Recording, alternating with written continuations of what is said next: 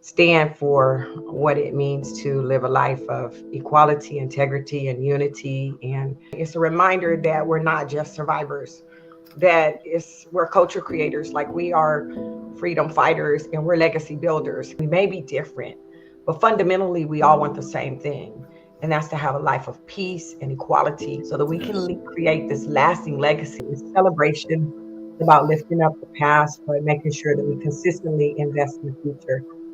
We won't just be heard, we can create a new value system. And it could start right here in this county.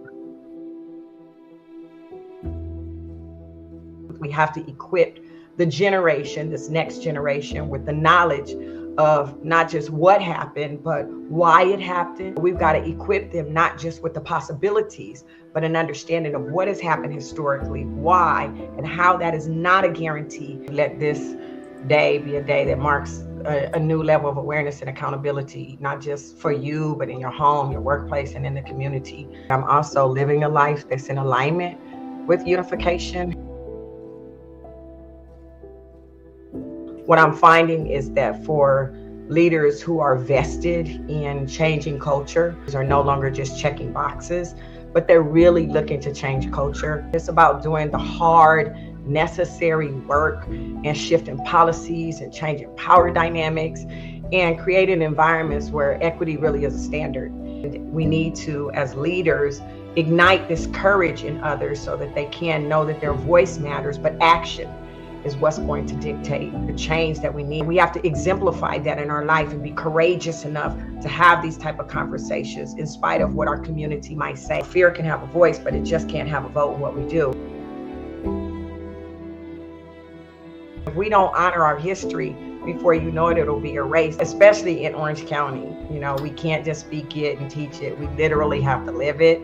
Our entire history, Black history, American history, and every part of this national history continue to be front and center. We've got to be honest, and we've got to sit with that discomfort together. It's better to stand for something and stand alone than stand for nothing and stand in a crowd. When we tell the whole truth, liberation is a shared responsibility. For Juneteenth, this is American history.